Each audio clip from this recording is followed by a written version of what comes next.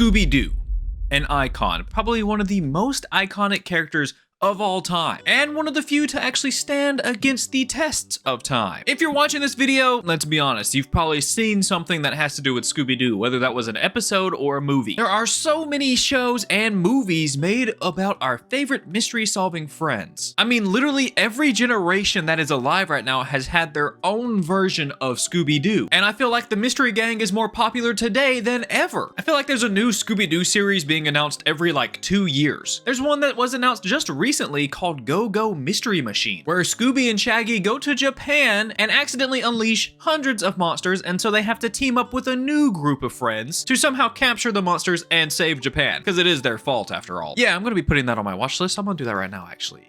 Go-Go Mystery Machine.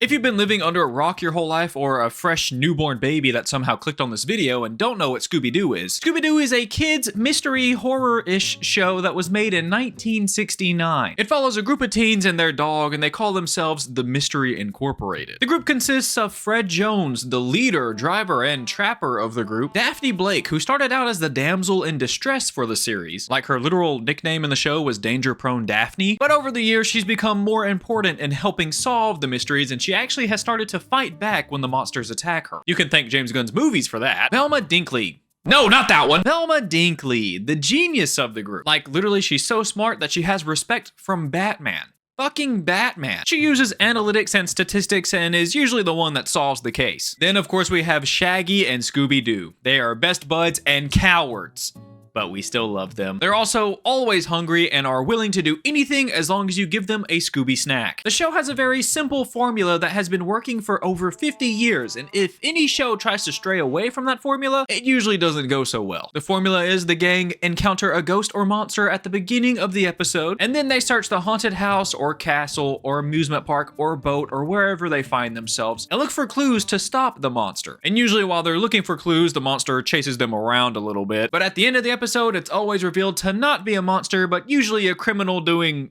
crime. And they end the episode with the criminal being arrested. That's all I'm going to say about the history of Scooby-Doo. But if you are interested in the history and making of Scooby-Doo, the YouTuber NerdSync makes some really great videos about that. I actually watch his channel a lot. Today we're taking a look at What's New Scooby-Doo, released in 2002, and has one of the best theme songs ever made for any show ever, and it was created by Simple Plan.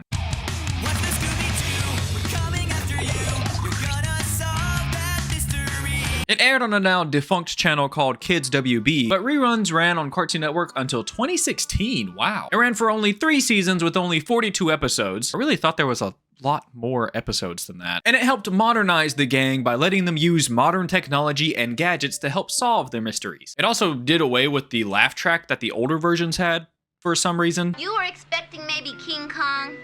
This is really weird. Did they think we would think they thought that was filmed in front of a live studio audience?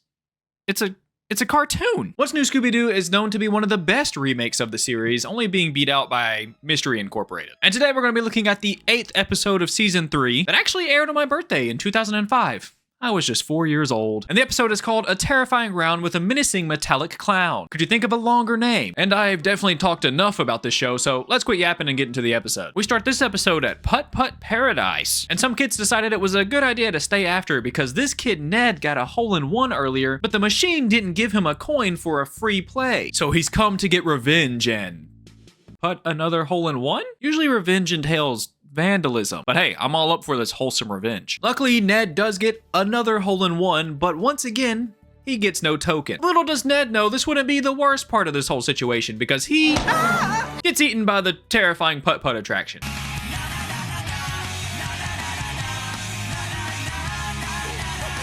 It's just so good. It's just so good. What kind of crack did they put in that theme song? Cut to the gang who are at the International Putt-Putt Championship supporting their best friend, Norville Rogers. Better known as Shaggy. Hey, say what you will about Shaggy, but he is the LeBron James of putt-putt golf. Who cares if it has never been mentioned before this and was never mentioned again after this episode? He's the GOAT. Today he's competing with 2 pro putt-putt golfers, Miranda Wright and Cougar Forrest. Wait, Cougar Forrest? That sounds oddly familiar, but slightly different just to throw me off. Shaggy is pretty shocked to see Cougar there because Cougar is apparently an actual golf pro, but Cougar tells Shaggy that he wants to be the best all-around golfer, and to do that, he has to play against the best, Shaggy himself. Only Miranda had the same respect for Shaggy. We move on to the first hole where the groundskeeper Gary almost ruined the whole tournament, which is a big deal for everyone else, but getting minimum wage does not pay this guy enough to care. Gary finds Velma, Daphne, and Fred checking out a section of the park that is covered in a tarp. He asks them what are they doing here, and they tell him that they sense a mystery is coming around. And you just sense that? I mean, there's police tape surrounding the hole. I'm gonna guess that's a good sign. He tells them that they had a little accident that got messy the night before. Yeah, child murder is just a little accident. Okay, yeah. The group help him uncover the hole to reveal Velma has a fear of clowns. Velma has severe allergic reactions to clowns. Right, she's allergic to clowns. Got it. Hey, I have a great Haunting Hour episode she can check out. Then we fade into a flashback where we see how Velma got her fear of clowns. It was during her 5th birthday party, and she just got a new collection of encyclopedias that she was so excited for. Sadly, her mom hired a clown named Bobo who thought that she would not like books as a present. So he shreds them into confetti. I don't know a clown that has a shredder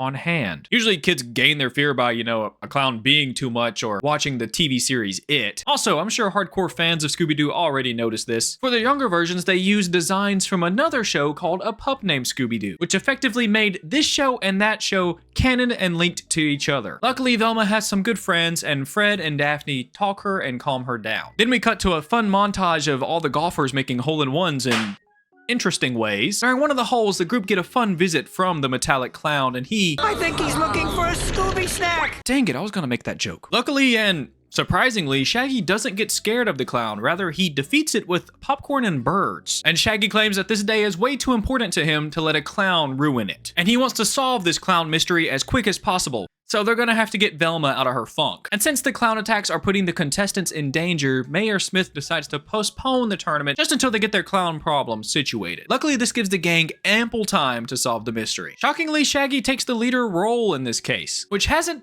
been done ever. Usually he's cowering like Velma is. It's even weirder for Daphne and Fred. He walks like a Shaggy. He talks like a Shaggy. While they're out searching for clues, the three hear the mayor and the groundskeeper arguing. It turns out Gary the groundskeeper and Mayor Smith are father and son, and Mayor Smith is crushing his son's dream of winning the mini golf trophy and being a spokesperson for windmills? It could happen. Whatever you say, man. And sadly, Gary's dad calls him an embarrassment straight to his face. You're an embarrassment. Damn, that's gotta hurt. While they're gone, the gang head into the garden shed and find some pretty damning evidence that Gary might be the one behind the clown attacks. Cut back to Velma and Scoob, and they're just hanging out enjoying some cotton candy until they see a bright light coming from a van nearby. They investigate it to find Miranda Wright building something in the back of her van. And usually Velma would alert others onto this clue, but she doesn't want to go anywhere near that scary clown, so she decides not to. So her and Scoob go to the batting cages for some fast pitch food ball. But all their fun gets ruined when they get a surprise visit from none other than the metallic clown. Luckily, Shaggy and the others heard Velma scream, so they rush over to help, but they have no luck finding her. And even though Shaggy is manning the helm for this episode, he's still pretty dumb. Good thing I didn't try and stick a quarter in him. Oh, where would you stick the quarter? Where would you stick the quarter? Then we get a fun montage of the gang running away from the monster while a banger plays in the background. Through the day, just another day. And luckily they get away by hiding as trees. Whoever's controlling that clown is pretty stupid. There's no way he fell for that. But after the clown is out of sight, the crew spot Cougar Forest on the golf course. And Shaggy believes maybe it's Cougar that's controlling the clown because he will do anything to win, even scaring off his competition. But that theory goes out the window when he gets eaten by the clown. And to escape the clown the second time, the crew lead him to a hilltop. It causes him to slip and disappear. Where'd he go? Did he go in space? The gang get back to the stage just in time for Mayor Smith to announce that he's decided to cancel the tournament because they're having a pretty hard time capturing the evil clown. But like Shaggy said earlier, he's not gonna let some silly clown ruin his day. So he is uber motivated to find him now. Later, the gang find themselves in a building where they see Gary building a go-kart. And they also discover that Gary hates Shaggy because Shaggy beat him in the first ever International Putt-Putt Golf Championship and threw Gary off his groove, and he hasn't been able to play golf since. And Gary also promises to take Shaggy down one day, which gives Shaggy enough clues to wrap up this mystery, so they set up a trap. They put the net from the batting cages over the windmill in the golf course, and whenever the clown is in the right spot, Shaggy's gonna hit the on switch and trap him under the rope. And to lure the clown into the right spot, they're gonna use Scooby and Velma will act as bait. Oh, no. Luckily, a Scooby snack convinces Scoob to be bait, but Velma isn't stupid enough to eat dog treats. But a new set of encyclopedias convinces her otherwise. Finally, it's time to capture the killer clown of Putt Putt Paradise, and the trap works almost perfectly. But for the first time in his life, Shaggy actually misses a shot and gets eaten by the clown. But Velma knows that friends are more important than any silly fear, so she grabs Shaggy's golf club, overcomes her fear, and beats down the clown. Luckily, Shaggy is okay, and they reveal the masked culprit to be Mayor Snipper! Why would the mayor want to ruin his own tournament? And since Velma was too busy goofing around with Scooby-Doo the whole episode, she has absolutely no idea what's going on. And Shaggy tells Velma that he thought it would be Gary Snipper underneath the mask because he's good with machines, has a grudge against Shaggy, and he wants to go back on a golf tour. So Velma then deduces that maybe the mayor wanted to ruin golfing because golfing ruined his son's life. And if he ruined the international golf tournament, then maybe his son would just move on with his life. And I would have ruined it too if it weren't for you meddling kids. I feel like there is an easier and more wholesome way to help your son move on with things. At least one that doesn't entail eating people with a big robot. And the gang strangely decide not to arrest the mayor, even though he terrorized them and ate them with a giant robot clown? Wait, where are the other people?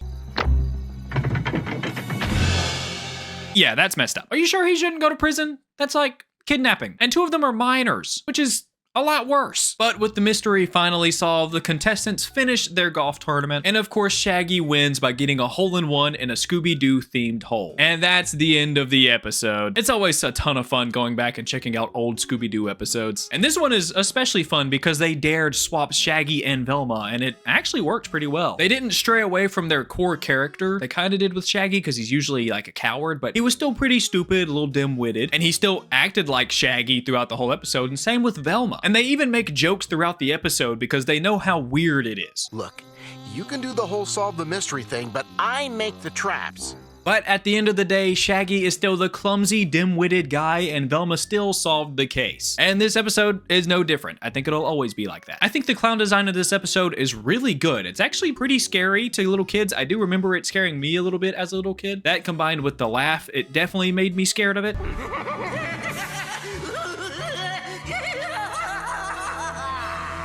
And it's definitely one of the freakier monsters of the whole series. Possibly top 10, maybe top 20 if you talk to the right people. I don't understand why the mayor felt the need to kidnap and tie up those 2 kids. They weren't even in the competition. He could have just given them a free game token and they would have moved on. And I really do find it weird that they didn't arrest the mayor at the end of the episode. I guess it really does matter if you're just in a position of power or not. Anyways, this episode is actually loaded in a lot of famous celebrities that voiced characters. Taylor Lautner voiced Ned at the beginning of the episode, and Miranda Cosgrove voiced Miranda Wright and Ned's friend Stacy. And Tom Kenny was also in this episode. He voiced Cougar Forest, Bobo the Clown, and a haunted house?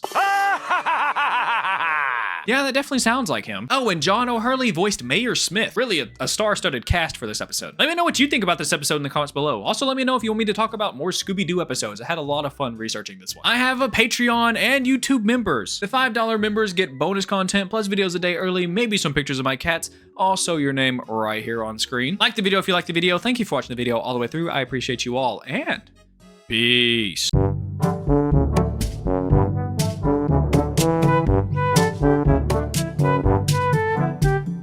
We move on to the first hole. Why did I say that British?